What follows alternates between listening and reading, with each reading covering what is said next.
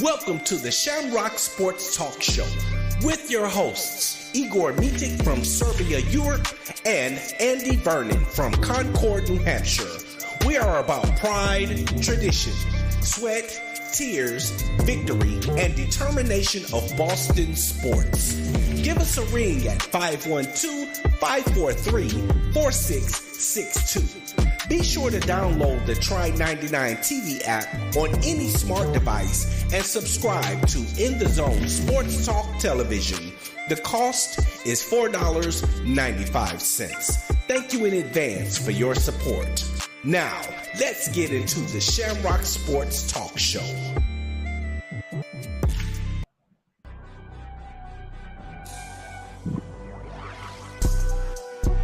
Hello, and thank you for tuning into the In the Zone Sports Talk Show Network, LLC, where you can find the best in sports talk television and radio shows.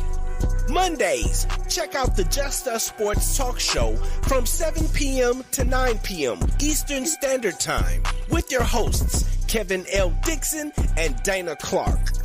Then Tuesday, we have the Stars Talking Cowboys Sports Show from 7 p.m. to 9 p.m. Eastern with your hosts, Sean Fox, K Boogie, and Cowboys Nikki. And on Wednesday, tune in for the Out the Block Sports Talk Show from 8:30 p.m. to 9:30 p.m. Eastern Standard Time with hosts Robert Lewis, Donna Hainsworth, and Brett Shields. Then meet up with us on Saturday for the Enhanced Sports Talk Show from 4 p.m. to 6 p.m. Eastern with hosts Lou Tenor and Steve Davidson. We also have the DMV Sports Talk Show from 6 p.m. to 7 p.m. Eastern with your host Razul McGee. As well, we have the Shamrock Sports Talk Show from 7 p.m. to 8 p.m. Eastern with Igor&Andy and Andy Vernon. Finally, rounding out the week, we have on Sunday, That's Not How We See It Sports Talk Show from 8 p.m. to 10 p.m. Eastern with your hosts, Alfred Wallace, Tony Wallace, and Harold Robinson III. These shows come to you by way of the In the Zone Sports Talk Show Network, LLC. Be sure to download the Try 99 TV app on any smart device and subscribe to In the Zone Sports Talk Television. The cost is $4.95. Thank you in advance for your support.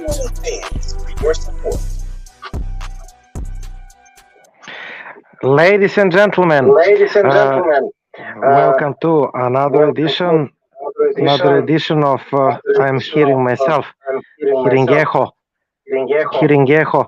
Kevin, maybe to turn off the computer. Thank you. Now, let me just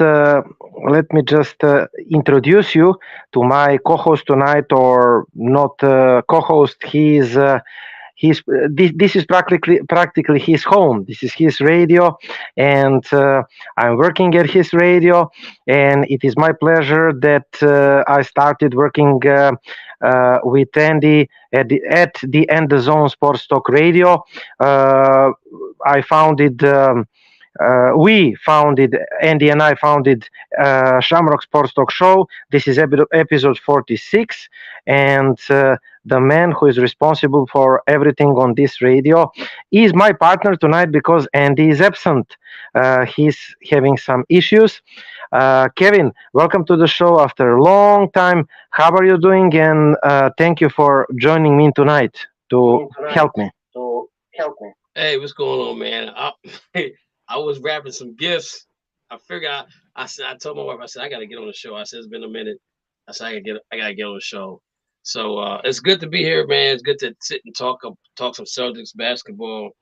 Long time coming, but I apologize for being so long to get on the show. But you know how it is sometimes. It's holiday season. I'm out shopping and everything else like that. So I'm trying to get y'all guys gifts ready to mail out tomorrow.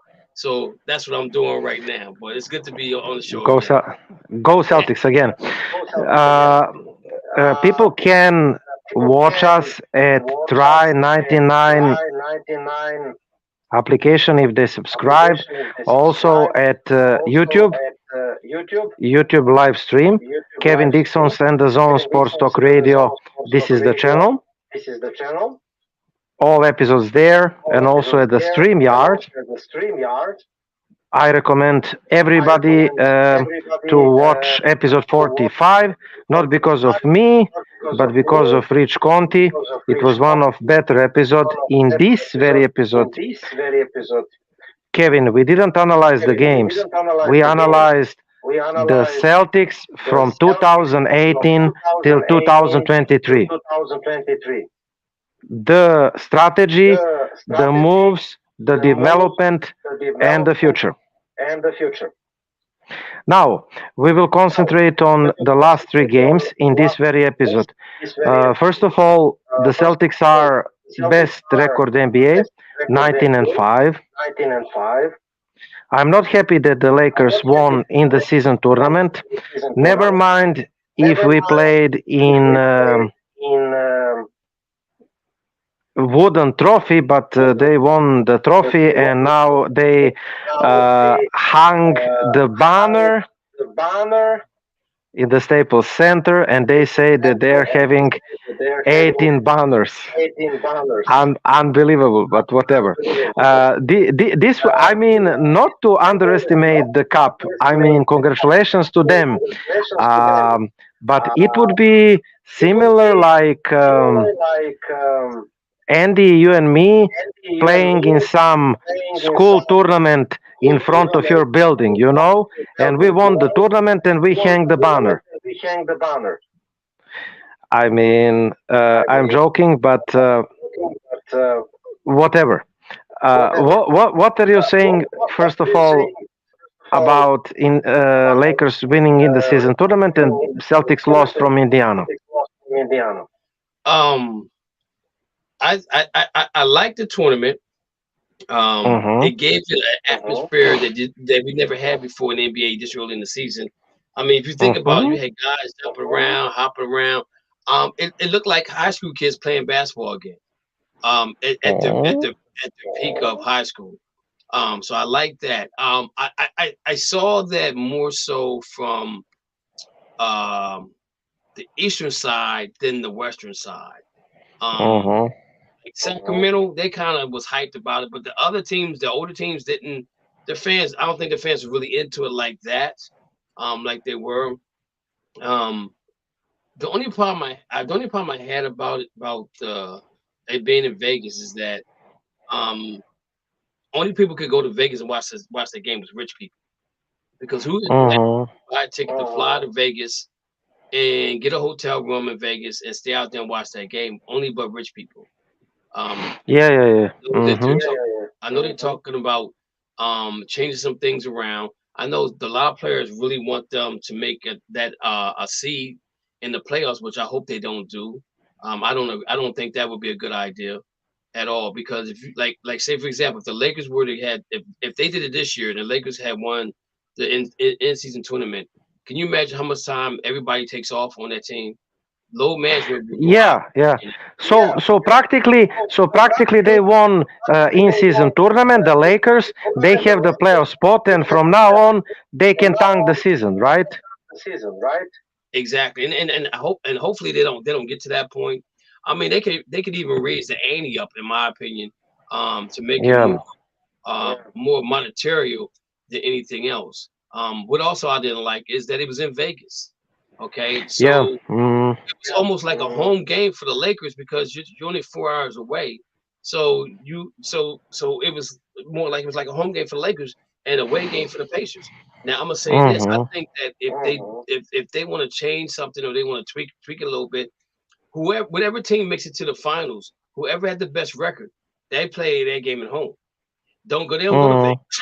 They don't go to Vegas, because if you think about it, any team out west is going to be a home game for them. Anybody that's in LA, anybody's in California, anybody's probably in Denver, more to say, those teams right there, like, you know, you got Denver, you got California, which has 3 teams, right? 4 teams, if I'm not mistaken. You got Sacramento Kings, those teams, Golden State Warriors, Lakers, you got 3 Clippers. teams in the Warriors. So you got about 4 teams out there. So if any of those 4 teams make it to the finals, that's going to be a home game for them. You know what I'm saying? Absolutely. So I think they need to twitch it a little bit, and maybe go. Why not play in Seattle, for example? Neutral territory. I mean, and you could do Seattle. You could even do. And I think the reason why they did Vegas because we already know that Vegas is going to get a team. We already know that LeBron James is supposed to be the owner of the team. All this is already preordained before it got ordained. But I think that I just think that the team that wins, and so the Lakers won this year. Lakers say, okay, we want the game back in Vegas next year because they won. Let's say that the Pacers win the game next year, and the Pacers say we want the game in New York, Madison Square Garden. You know what I'm saying? So that's the Mecca. So you have the game there. You go East Coast, West Coast. I mean, it gives it a different flavor, but it also gives East Coast an opportunity to play. So they're going to Vegas because again, if you're in the East Coast, who can afford to go to the game? I can't afford to go to last minute get a ticket to go to Vegas and fly out to Vegas and get a hotel room and go watch the game.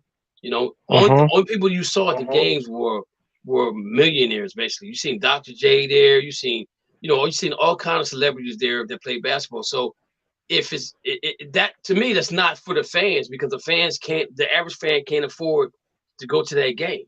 So who are you trying to entertain at this point in time? Are you trying to entertain your high economical people or the people that support the team every day? That goes to almost every game, you know, that they pay that $45 to go to a game, sit in the nosebleed seats. Who you trying to make the game affordable for? So that's the only thing that I think they should maybe change around. I know that in Vegas you have U2 concerts, you know, so I think that the people in Las Vegas, the ordinary people, they didn't have too much money left to watch those games and those expensive tickets, you know. Totally correct. And about the place, I love Adam Silver's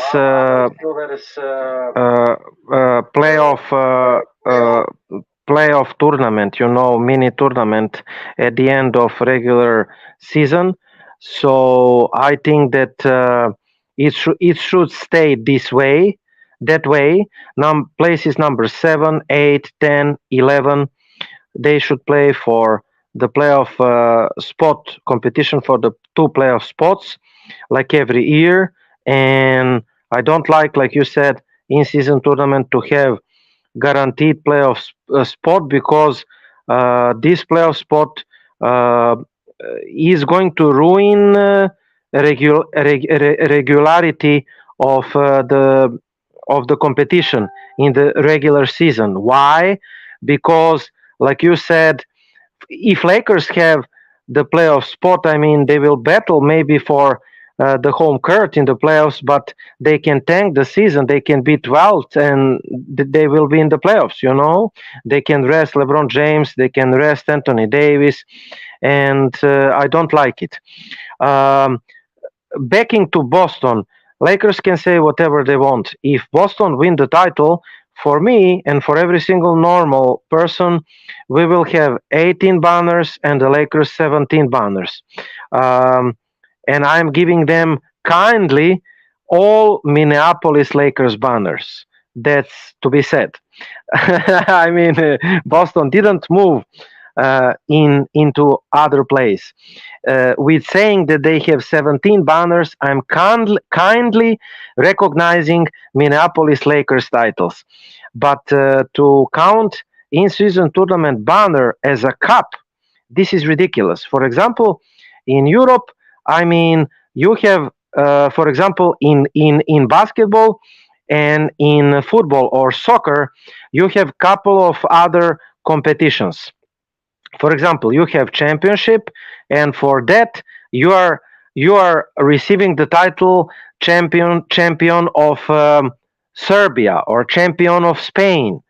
And the cup winners, they are not getting banners. They are getting smaller trophy, other trophy. It's not Larry O'Brien trophy. It's cup trophy. It's special trophy. And the cups, they are not counting alongside the championships. For example, if you look at my team, Red Star Belgrade, you will see we have 21 titles and, for example, 8 cups. you know Cups, they are not the titles. But for the Lakers, I imagine everything is possible. But never mind. Returning to the Celtics, I'm happy because of this loss, and I will explain to you why. Because this loss showed to me that we need more help, and I think that Stevens will react by the trade until the trade deadline, February 10th. And I think that the Stevens should bring in the center, number one, and you can see it in Orlando game. And I think that he should trade everyone except top 6 players, including picks, to get us help. I think that we need a center and shooter from the bench at the positions 2 and 3, the man behind Tatum and Brown. That is my opinion from the start, and that is still my opinion, even though in last night's game, um, the guys from the second and the third unit, they really stepped up. I really loved, for example, Lamar Stevens. Lamar Stevens, the man who started at the center, even though he's power forward. He is 6'7", 230 libras, from Philadelphia, Pennsylvania, 26 years old. Lamar Stevens played 14 minutes in Friday's 128-111 win over Orlando. He had 8 points, 3 of 7 field goals, 1 of 1 free throws, 3 rebounds, 2 steals, 1 block, and 1 3-pointer. Before the Friday's game, the Celtics ruled out Kristaps Porzingas due to the lingering calf injury, and also Al Horford, and also Kornet. So the Celtics decided to go small, inserted Stevens into the starting lineup. Stevens did really solid job.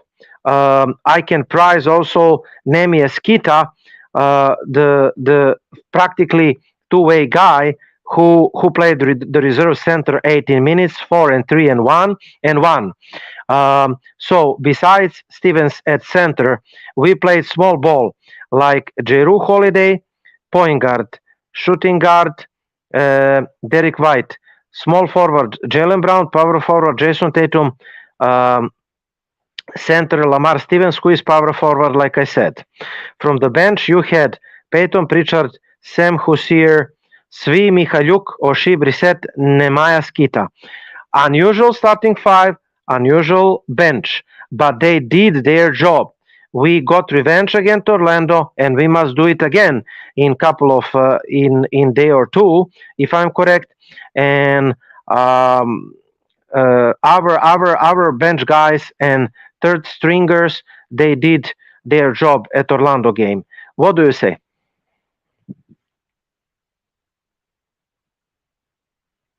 If you hear me. Okay, I'm back. I was really impressed with the game last night. I had a game last night. I coached basketball, and so after my game was over, I looked at my phone. I was like, "Whoa!" I was shocked to see the score, knowing that Porzingas, Al Horford, and Kornet didn't play. I was like, "What is going on here?" But I was really impressed on how the way Stevens played. Pritchard played really well. I just think they shot the ball well, and I think they had a point to prove to not just to Orlando Magic, but to the NBA, that even with our stars being out, we're still a dangerous team when we can stay focused. And the way they played yesterday, that was probably the best game they played all year, in my opinion. They were shorthanded, and they still came out and won the game. Orlando has always given us problems from last year because they're long. Their front court is extra long. I guarantee you, if everybody stretch their hands out, they probably can go from one on part of the court to the other end of the court. That's how long they are. So length is a key for them. But they played really good last night. I was really impressed on how well they played. Orlando came out really, really hard at the beginning. It's like, okay, we're gonna give it to you guys. And every time they kept giving it to us, we kept giving it back. So I was really impressed in the win last night. One of the other reasons I was really impressed was because it was a back-to-back. Even though we were home, but it was still a back-to-back game for pretty much everybody that played. So to me, that's letting the NBA know this team can be really scary if they really put their mind to it, if they're really focused.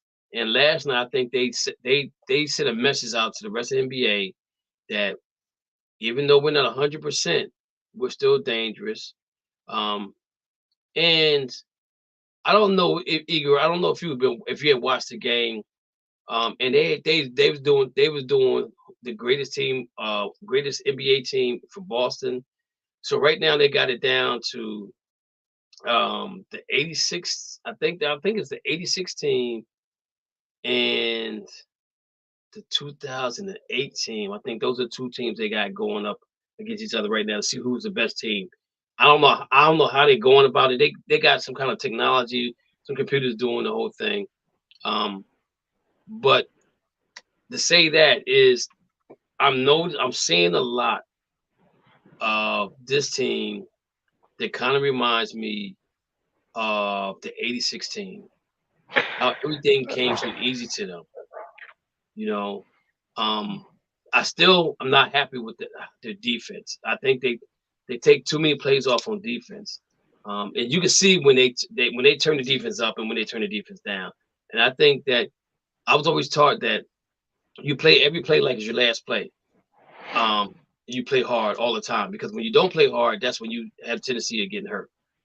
So that's the only thing I need to see them improve on, is playing better defense through the whole game instead of taking spurts.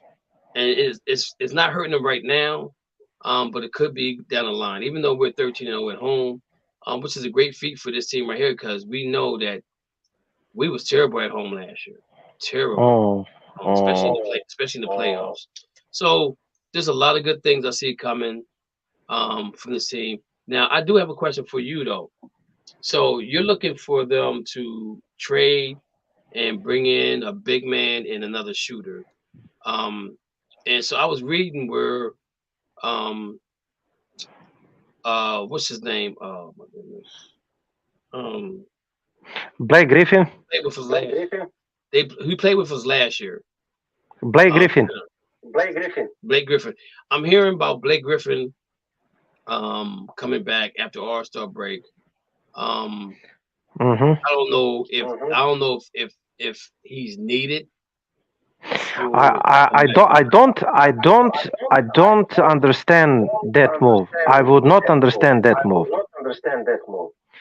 Well, he did say something about he wanted to spend more time with his family, and I think they kind of said, okay, well, how about we let you spend the first half of the season with your family, you come back after that other half of the season, and then we can play out. Now I know you just speak of a shooting guard. So who are you looking at for a shooting guard? If you have to trade for him, and what are you looking to trade? Who are you looking to trade for? Whoever you think you should bring in as a point guard. I mean, a shooting guard that you mentioned.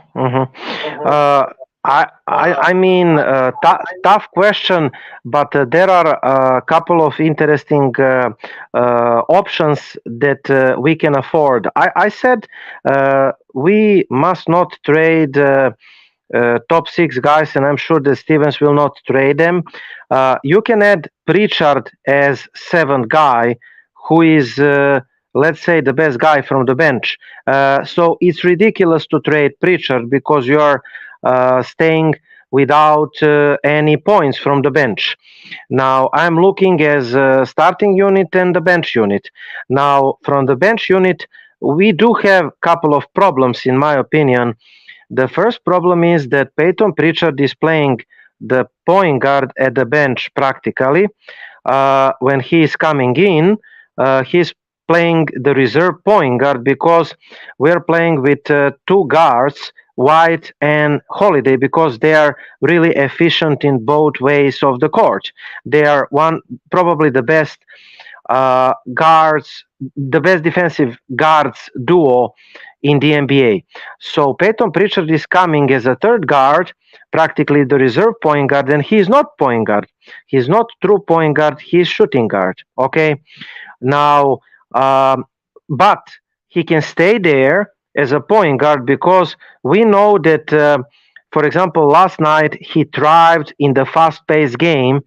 Hands down, Orlando was the best game for Pritchard. He was 6-7 from deep, and he dished 5 assists and grabbed 3 rebounds. Now, his presence of the bench, another factor in Celtics established the game plan earlier. What did we learn from last game? That Pritchard is playing better alongside Mikhailuk and Hauser when we play a fast game, high tempo game. Many possessions game. Okay, fast-paced games. But we do not play the fast-paced games. Why? Because despite the good offense, like Kevin, you said, we are defensive first team. But last year, for example, what did we miss for winning the title? The offense. We missed the last couple of seasons the offense against Miami and Golden State in the playoffs. Now, the first problem is we do not have the point guard from the bench. And the second problem is we do not have the center from the bench. All, appreciations to Luke Kornet. But man, he's not the center that we need. He can run, he can defend. Okay, he is the good target for Pritchard for the lob passes from the pick and roll actions. Okay, but we can do it so much better. What is the name that I'm looking for? We must wait. Like Rich Conti said, we have the tools to do it. We have assets, we have picks, we have the guys, we are the best team in the NBA, so opportunity will arise. The center like Dwight Howard from the better days, let's say that way, or the center like Lakers had Javal McGee when they won the title 2021.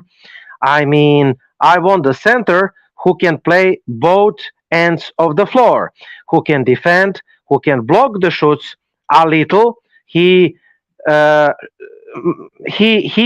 going to be another Robert Williams III in blocking shoots, but he must be capable of defending pick and roll, other opponents' centers pick and rolls, and not to be used in the pick and roll sets by opponents' guards and centers and to be crossed just like he is a chair. Another opponents sometimes, when they are fast and capable, they are drawing Luke Kornet into pick and roll sets and simply they are outrunning him and they are scoring easily in the paint. So we do have the problem there. And we do have problems controlling the rim when he is playing. About the points of the bench, kudos to Hauser, kudos to Pritchard, but I do not think that the likes of Oshie Brissett and who is there, S1E Mikhailuk, I don't think that those guys are capable of playing in the playoffs on the high level besides Tatum and Brown. So practically, besides Tatum and Brown, we do not have capable wing. We do not we must have the capable third wing. Um, Hauser is more of a shooting guard, okay, and he's not the best defender that I really love, but he's capable. So I'm looking for somebody who is instant offense, 3 and D guy, like Jay Crowder used to be in Boston, if you recall. Now Jay Crowder is not available, but I'm just giving you the type. Or Joe English, for example, somebody who can come in, who can drain the threes, and who can get the rebounds in the defense, and who can replace Tatum or Brown like 15 minutes per game. I think that if we want to win the title, we must, Brad Stevens must add depth. We must not sleep on on success and to think, oh, we are good. Look, our third stringers and second stringers, they thrived against Orlando, and we are good. We don't have to make any moves. No, because coming to the playoff time, imagine, Kevin, if someone of the top six guys got hurt. For example, our center line. What will we do without Kristaps Porzingas in the playoffs? Do you know what will we do? We will lose the series because you saw that without Porzingas, and I talk in the shows with Rich, Conti, and Andy a lot. I will not repeat myself. Without Porzingas, we are not the same team. Simply, Kristaps, he is giving us another dimension in both ends of the floor. So he can play in the post successfully. With him, we can play 5 out formation on the offense, and he is good rim protector. When he came in, I read articles like, oh, he cannot play defense. We must play drop coverage defense with him. He is not good rim protector. But what do you see, Kevin, thus far? Kristaps Porzingas is everything that we needed. And he is reminding me, I'm going to say this, it is blasphemy, of Kevin Garnett when he came to Boston. And you know what's funny though, because I remember we went up to Boston and watched them play Washington at the end of the season. And I said to my brother, I said, man, I said, Porzingis is balling, man. I said, yo, this dude is really balling. I said, if we get an opportunity to get him, I said, I'll give him up for Robert Williams. I said, because Robert Williams stays injured way too much. I said, now Porzingis gets hurt too. I said, but not as much as Robert Williams has. I said, I guarantee you, we look at the time played in the first two or three seasons. I said, Williams is probably way far ahead of Porzingis than it would be the opposite way around. And Lord behold, come back around, he gets traded to the Celtics. But this is the funny thing about it is, like when one of our guys get traded to another team, we don't talk about his downfalls. We talk about what good player they're going to get. Right now, if it doesn't work out, it doesn't work out. You know, like for example, when Al Horford went to Philadelphia, I said to my friends, I was like, "Yo, I said Al's a little long in the tooth." I said he is, you know, he got that one bad knee that he had last year. I said, but he put in a lot of minutes because we didn't play a lot of minutes because Robert Williams wasn't there. I said, but if you open the floor for him, he'll be good for you guys. He never fit in. He never fit into the scheme that the Sixers was running, and that's why it looked like he looked bad in it. But he comes back to Boston, he's shining. You know what I'm saying? Absolutely. So when Porzingis got traded, the Knicks fans like, yo, he ain't no good, he ain't gonna last. You wasting your money, you doing this, you doing that. Washington Wizards fans, I'm telling you, he can do. I can guarantee you, Kevin, that LeBron James, if he was drafted by the Knicks, he would look like Kristaps Porzingas in the Knicks. Because the organization sucks. The coaching staff are not good. And the thing about it is, like, like I told him, I said, why is it that the system that the Celtics run makes everybody look good. So when you trade them, you think you're getting a dime piece, but it don't fit into the system that you're trying to run. So that's why they said Danny Ainge is fleecing everybody.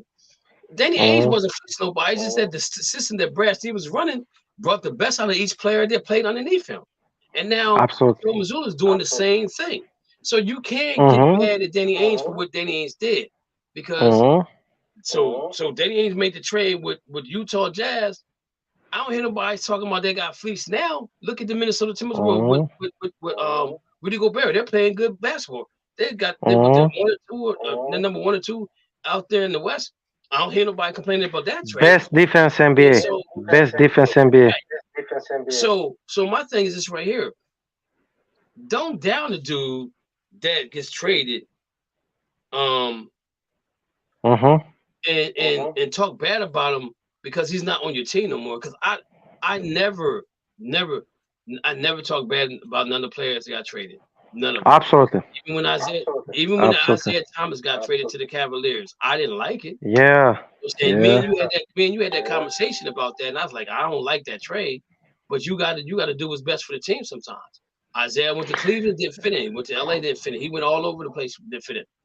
And honestly speaking, maybe Brad Stevens may say, "Yo, Isaiah, come on, let's do a 10-day contract. Let's see how good shape you're in, and come back to Boston for 10-day contract and see how it works out." You know what I'm saying? Because but again, you saying you still need that shooter, and you have him. If you bring him and Pritchard off the bench, I mean they go small. They're small ball, but they're offensively you got to chase them. So you know what type of players I mean, we need, for example, someone like Lou Williams from the best days. If you recall, who is he? One of I think he won the top 6 man of the year candidate. He won it a couple of times, I believe. Couple of times. Yeah. So he came in. He scored in bunches, and he's tall and he's capable to defend 1, 2, 3 on the defense. 3-and-D guy.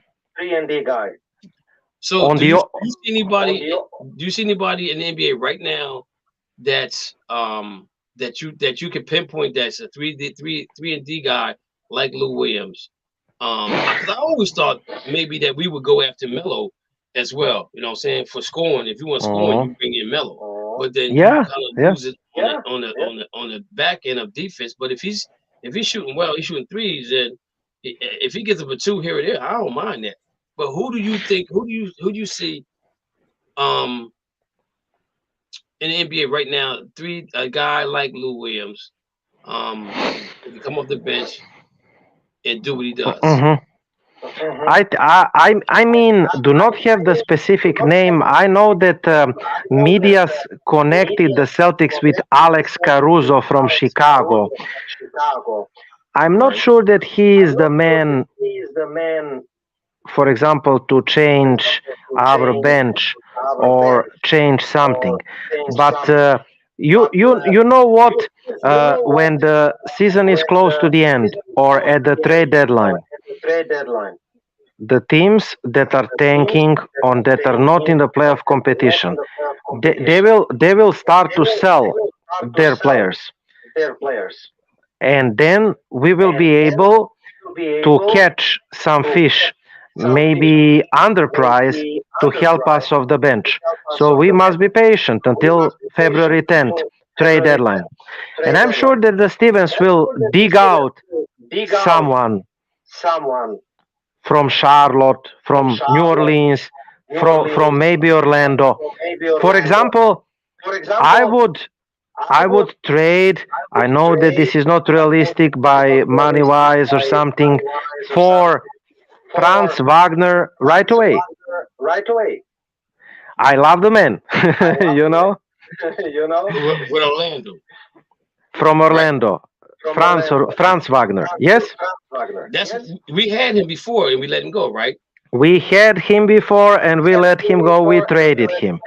He scored Friday 17 points, 6 of 14 field goals, 4 of 4 free throws, 5 rebounds, 5 assists, 2 steals, 1 three-pointer. When they defeated us, he scored, and his brother scored us 27 or something. Mo Wagner, who is a worse player than his brother, but he is center or power forward. And because we didn't have the proper center to put on him, he scored like 27, 29. And he's averaged like 10 points, But against us, his brother Mo Wagner, when Orlando defeated us, he scored like 27, 29. I was furious, We must not allow this. And because of this, we must have the rim protector. Another type of player that we need, like I said, Dwight Howard as a backup center, that type of center who can rebound, who can defend at the second unit, and also he can play the pick and roll with Pritchard, and be the pick and roll target, the roll man. Do you know what I mean? So that type of players we need. You have bunch of. So say.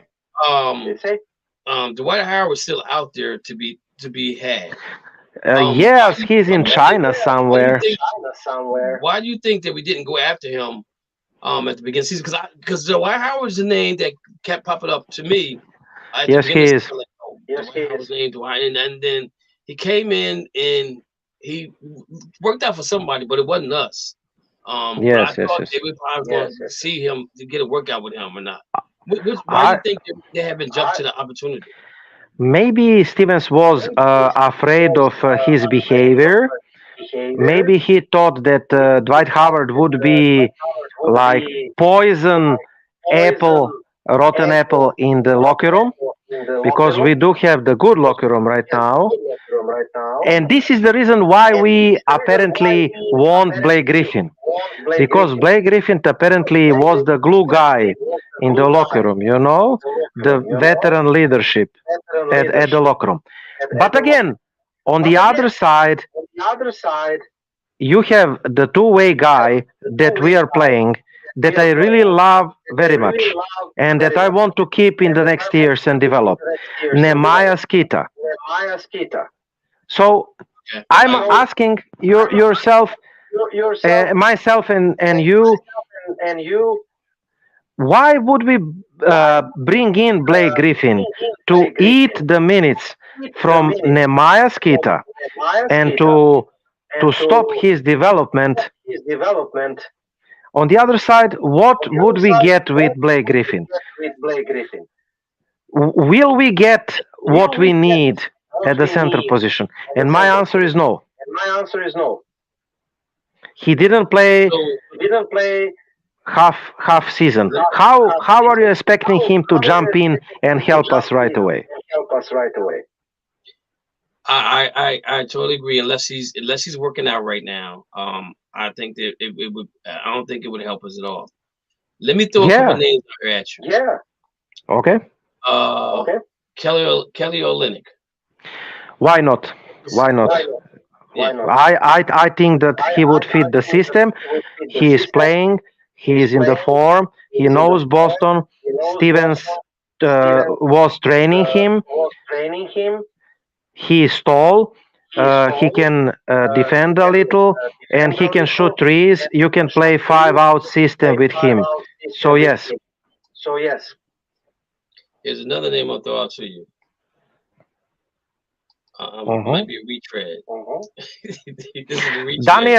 Daniel Tice was the name, but he has chosen another team. I was a little shocked that we didn't want him back.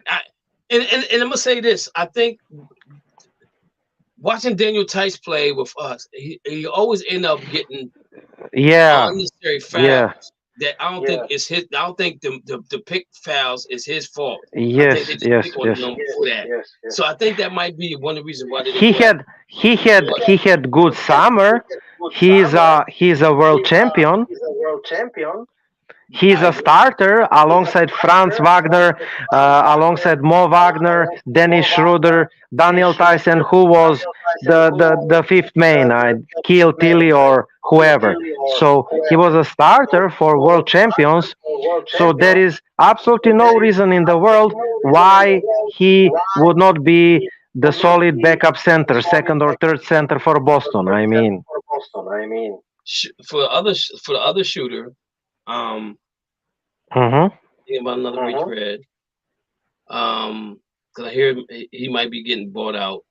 What about bringing back Gordon Hayward? Come off the bench. Why not? But I'm afraid that his injuries totally have eaten his career. Sadly. I'm just looking at he's played in 22 games for Charlotte. He's averaging 32 minutes right now. He's 46% from the field goal. He's 36.2 from threes. Free throws is 76.7. 76.7. That's down a little bit. Rebounds is up. Assists are up. His points right now, he's right around 15 points a game. Do you know which name? When you ask me, who would be ideal for Boston in this role? But I'm afraid I'm going to check his salary while you're speaking. My man from Atlanta, captain of my team, Bogdan Bogdanovic. Him. But this is just a wet dream because I'm going to check his salary. He's not available. You know, this is just like the dream scenario. So I'm going to check. This season he has only 18.7 millions. So, man, we would have to trade a lot. But we have the trade exceptions. Do you know? He's out hurt right now with an ankle too. I think that he scored 40 or something career high, 20 this night and 40 the other night. He's 3-point shooting specialist. He can shoot like Stephen Curry from the center without any problems, you know. So he would be again the perfect fit. For example, against Toronto, he played like 32 minutes, 20 points, 6 assists, 3 rebounds. He's not selfish player. He can assist too. He can run pick and roll. For example, you can put Bogdan Bogdanovic, not Bojan. Bojan is Croatia player. Bogdan Bogdanovic. So you can put Bogdan in the pick and roll sets to play the point guard, and he will do it for you. You know. Right. He can handle the ball too. I'm just throwing some names out there to you. About who. Because you post the articles, I read some other stuff that comes through my phone about who could be the next guy coming up and things like that. I really thought I was really shocked that we didn't go after Tice. I really did. And that's ideal. That's ideal center that we needed. Me too. And so he knows the system. Yeah, and not going after him kind of made me think that the Blake Griffin thing is going to be for real after All-Star break. I just have that feeling. Okay. Yeah. That way we would not trade anyone. We would save money. But again, I don't know what we are trying to achieve with him. He's the good guy in the locker room. Okay, made him assistant coach. Made him. Name him whatever you want, the coordinator in the locker room, you know. But do not put him to occupy the roster spot for some serious player, please. One other name I'm gonna give you, John Wall. Oh man, can he play? Is he hurt or not? He's healthy right now. He just ain't playing for nobody. Okay. I just thought. I mean, when he's good. they released He's good. him, yeah, and nobody picked him up. I'm like, what is going on here? Because of injuries. I know he's not with Houston anymore. No. But I think he's more healthier than Bradley Beal is right now, because Bradley Beal got back issues. Absolutely. I'm just trying to figure out. And if you're not asking him to do a lot, just come in for a role to do what he want to do, then I'm just saying. I'm just looking out here for that. Okay. Do you know which player did we miss? And he was connected with us, and Philadelphia Sixers picked him up. Sadly, Kelly Oubre Jr. Kelly Oubre Jr. Oh yeah, that hurt. That hurt. For little money, really small money that we could have paid. Yeah, I when I found out that he was out there, I was like, oh, we got to go after him. He would have fit in well with that second unit. Really well. He can shoot. He can defend. He's really good in fast tempo games. Now I'm gonna say this though: if it comes out that he got beat up and not got run over by a car, there's gonna be some issues. They said they can't find the film. They said where he got hit at. They said there's nothing on camera saying that he got hit there. So if he lied to the police, then that's something he'll have to deal with later on down the line if it ever comes to that. Hopefully it doesn't. But if he was in Boston, that probably would have never happened. Absolutely. yeah. And he's playing from the bench, Kelly Oubre, right now. Philadelphia is blowing up Charlotte 46-22, and Oubre played 8 minutes and 2 points and 3 rebounds. Speaking of Charlotte, one of interesting names to me, besides our Scary Terry, Miles Bridges. He is 6'7", small forward, 225 libras, age 25. But again, not realistical by the salaries. I will check out. But tell me, did you watch Miles Bridges? He would be. We could trade for him. His salary this year is 7.9 million. He's 25 years old, small forward. 1998 year, 25 years old. Drafted 12 pick by the Clippers.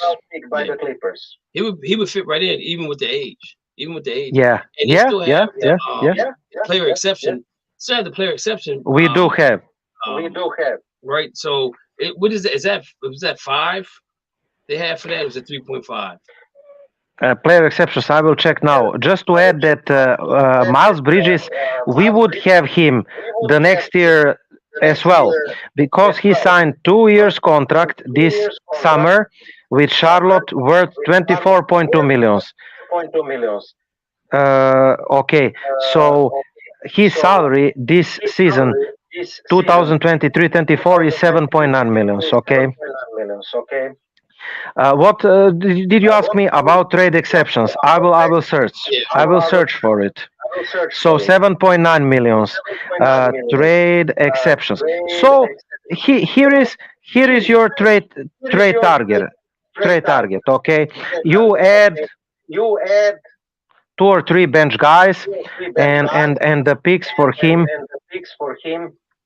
Maybe even sacrifice Pritchard, whatever. But I would not like it. But never mind. So we have 6.2 millions traded player exception by sending Grant Williams to the Mavericks. Okay. The Celtics 6.2 millions. They are saying that with this trade exception, we can, for example, target Sadiq Bey from Atlanta Hawks, Dean Wade from Cleveland, 5.7 millions, Otto Porter Jr. from Toronto, 6.3 millions. That's nice. Chuma Okeke Orlando, no thanks. Precious Achuva Toronto, no thanks. Practically Otto Porter Jr., Sadiq Bey. But let's say Otto Porter Jr., even though his career is in downfall, don't you think? Yeah, but if he comes to us, then it's not. He just has to show up and play his part, and he'll I think a lot of times when things like that happen to players, and they come here and rejuvenate their career, and I always go back and I think about Bill Walton when he came to Boston, how he was the Clippers. He told him I can only play it once every 4 games or things of that nature. When he gets to Boston, he said, "Oh man, I feel a whole lot better now. I can play every game." You know what I'm saying? So I just think the change of atmosphere gives you more motivation to want to play than you are somewhere where you're not going anywhere. I have a couple of names for you that you would like. So Kelly Olynyk, you say I agree. Kelly Olynyk should be one of trade targets. I have the name that you wanted for positions 2-3. Reggie Bullock, Houston Rockets, the player that I really love. Reggie Bullock signed with Houston in October. The Celtics were one of the teams interested in him. And I was rooting for the Celtics to get Reggie Bullock. But he ended in Houston. He's 6'6", he's 205 pounds, and he can defend multiple positions, 1, 2, 3, even 4. He is shooting 38.4% career success rate in threes. So if the Celtics gets right on the potential, then they should target Reggie Bullock, 3-and-D specialist. Okay. So do you trade Pritchard for him? We must add somebody. I don't know what is his salary, but you must match the salary. That's for sure. Even add one of the trade exceptions in the trade.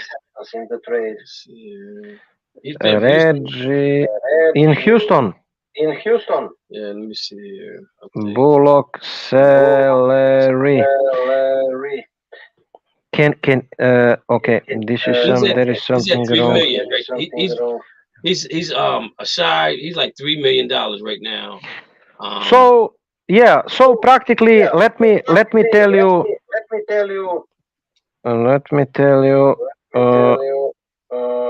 What should we do? Boston Celtics salaries. We could easily match his salary. Okay. So you say 3 point something, right? Yeah, he's 3.1. So you can even send Peyton Pritchard alone alongside with someone like let's say Brissett, Stevens, whatever. If they require, add trade exception to them. Add one or two picks. And why would they not accept it? They would accept it. You're getting draft picks and you can flip them to whatever you want to flip them to. So absolutely, trade exceptions. I like Reggie. I like Reggie Bullock. I like that name. A lot. 6'6".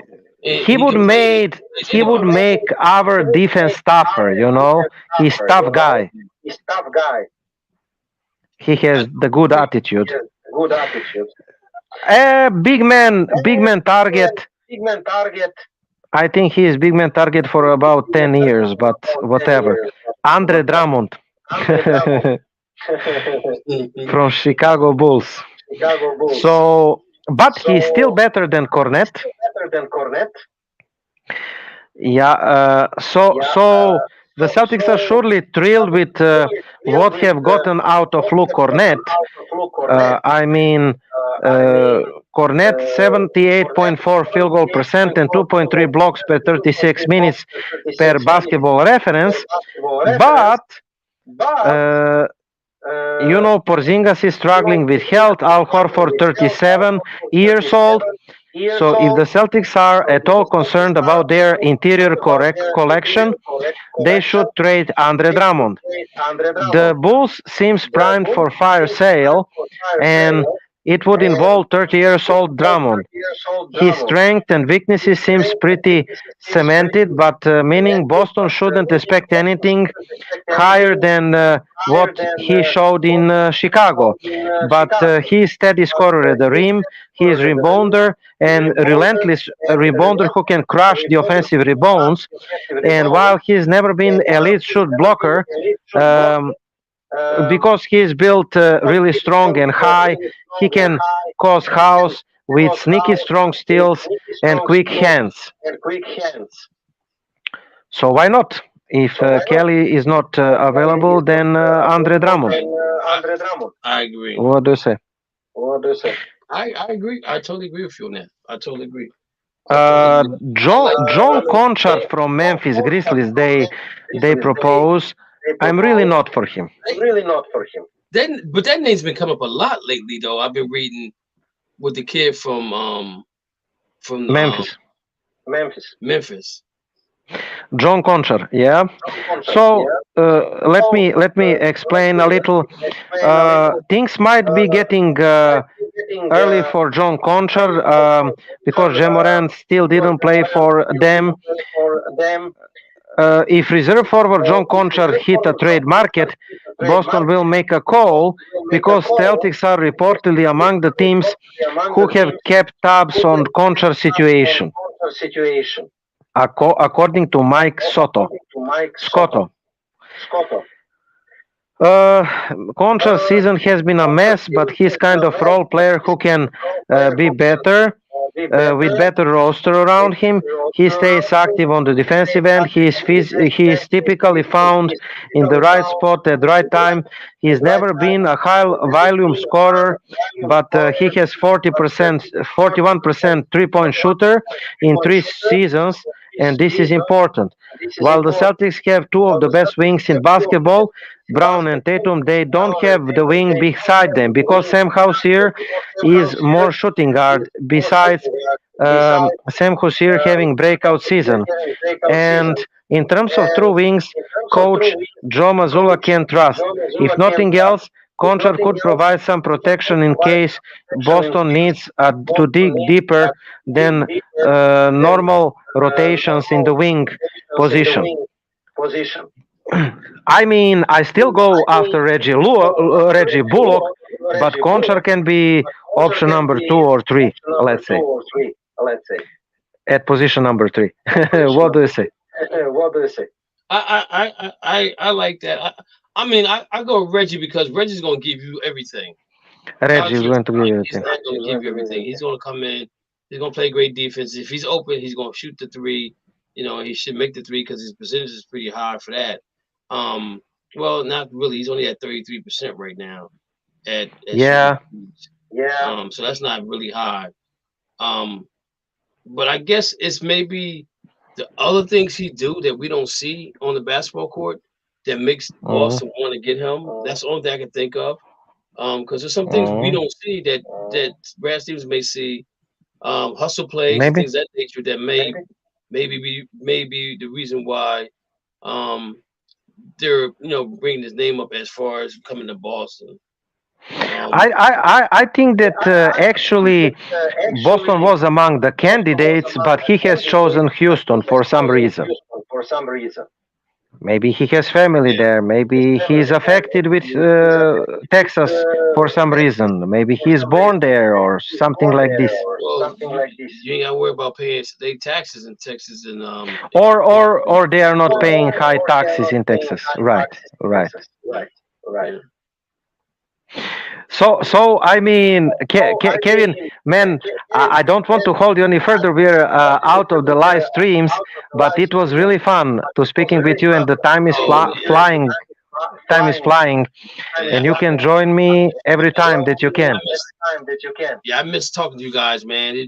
It's so busy, man. My life is just with basketball and everything, man. Hopefully, when basketball ends in February, I can settle down and not find nothing else to do because that's supposed to be my downtime. Because during football season, I I film the football team, but I do the scoreboard for the soccer team, the JVs, and the freshman team, and then I run right into basketball, which is an Right. everyday thing for me now. And our season will be over in February, so after February, I should be free up to definitely come on and give you guys some more of my time. But you guys still doing a great job, Thank you. as usual. Look for your Christmas present. I'm gonna try to get out tomorrow. I don't know how long it took the Mm. last box to get there, but hopefully it won't get there it won't get there too far after Christmas. But whenever it gets there, hopefully it gets there anyway. I think it's Yes, going yes, to like definitely. when I send you this. Tell me, let me use your presence here to ask you the question about our radio station. So, what are you planning for the further development of the station? I mean, I'm happy with the season thus far, but do you think that we can improve, the ratings, maybe be on the radio or something like this? Yeah, we have to figure out how we can get you guys on the line to get phone calls. I know you saying you have problems with that, so I gotta Yep, get yep, yep, definitely. I have to get with StreamYard to find out what I mean not StreamYard but Dialpad to find out what's wrong with that. And if push comes to shove, you guys if I have to, then I might have to go another way of getting you guys another number to call into in order for you guys to get live callers in because I think um that you miss a lot of that right. A lot of that is good for you. And actually, when you do get phone callers, it makes the show go by so much faster. Absolutely, And next thing I'm gonna hear you call me up and say, Kev, hey, we getting a lot of people calling in. Can we absolutely. make it for 2 hour show? I'm like, sure, no problem. You know, I'm but yeah, I I'm getting questions on the pay on the my profile. okay. So Uh, now the other thing too is though I think that for you guys to get more seen out there, you might want to. I know you don't want to do a Facebook page, but I think that might help as well. To have your own page, just talking about the Celtics and things of that nature. I think that would probably help as well. To do to that, think, yeah. the calls. You mean, for example, Shamrock Sports Talk page? Yep. Yep. Yeah, definitely. I mean, you know what I don't like about the Facebook pages. Yeah, I know. And Occupy you can think many about times. this. You guys can control it. You know what I'm saying? So you can Yeah. control who comes in, who stays, who goes. And um, more likely, I think you won't get the same vibe that you got before.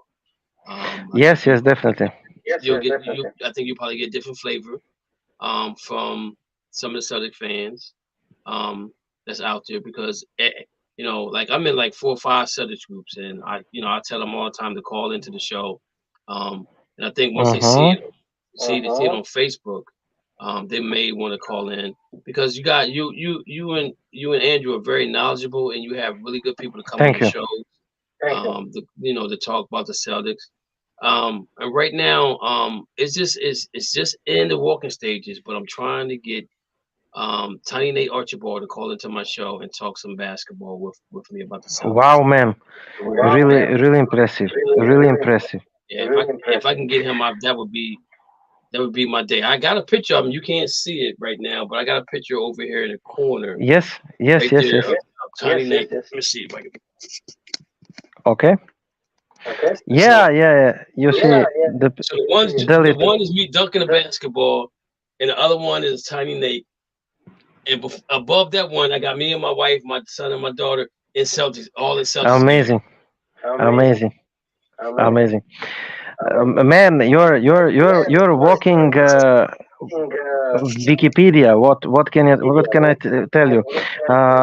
Really pleasure to speak with you every time. Just a couple of informations that we signed Drew Peterson to Maine, and also the Nathan Knight guy that we cut from the roster to obviously clear the roster spot. He's playing awesome for the Maine. I think in 3 games he had like 45 rebounds. Yeah, so he is like. Yeah,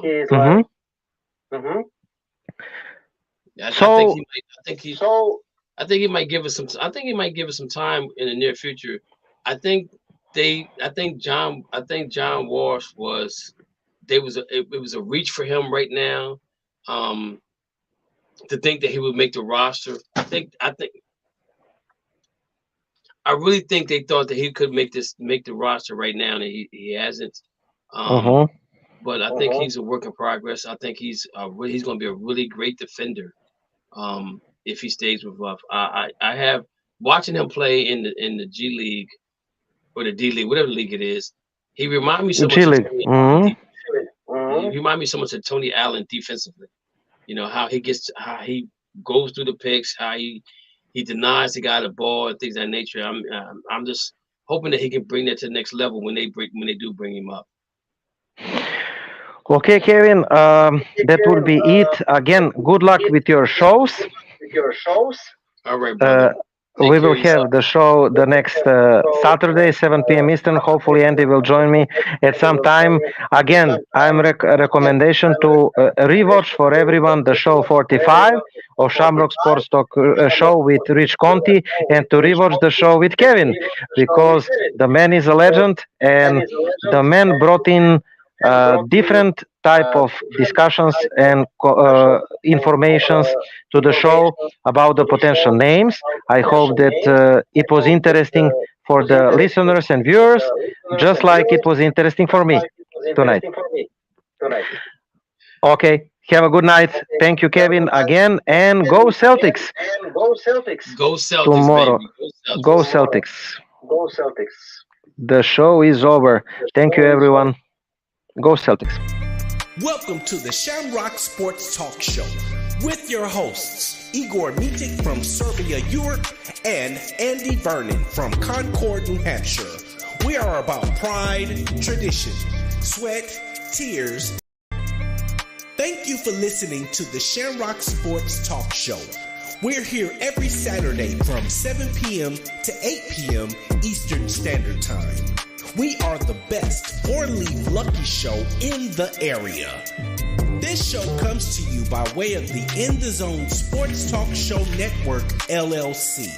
And be sure to download the Try 99 TV app on any smart device and subscribe to In the Zone Sports Talk Television. The cost is $4.95. Thank you in advance for your support.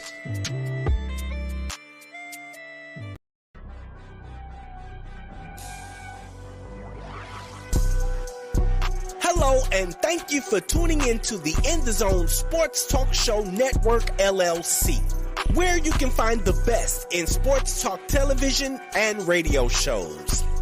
Mondays, check out the Just Us Sports Talk Show from 7 p.m. to 9 p.m. Eastern Standard Time with your hosts, Kevin L. Dixon and Dana Clark. Then Tuesday, we have the Stars Talking Cowboys Sports Show from 7 p.m. to 9 p.m. Eastern with your hosts, Sean Fox, K Boogie, and Cowboys Nikki. And on Wednesday, tune in for the Out the Block Sports Talk Show from 8:30 p.m. to 9:30 p.m. Eastern Standard Time with hosts Robert Lewis, Donna Hainsworth, and Brett Shields. Then meet up with us on Saturday for the Enhanced Sports Talk Show from 4 p.m. to 6 p.m. Eastern with hosts Lou Tenor and Steve Davidson. We also have the DMV Sports Talk Show from 6 p.m. to 7 p.m. Eastern with your host, Razul McGee. As well, we have the Shamrock Sports Talk Show from 7 p.m. to 8 p.m. Eastern with Igor&Andy and Andy Vernon. Finally, rounding out the week, we have on Sunday, That's Not How We See It Sports Talk Show from 8 p.m. to 10 p.m. Eastern with your host, Alfred Wallace, Tony Wallace, and Harold Robinson III. These shows come to you by way of the In the Zone Sports Talk Show Network, LLC. Be sure to download the Try99 TV app on any smart device and subscribe to In the Zone Sports Talk Television. The cost is $4.95. Thank you in advance for your support.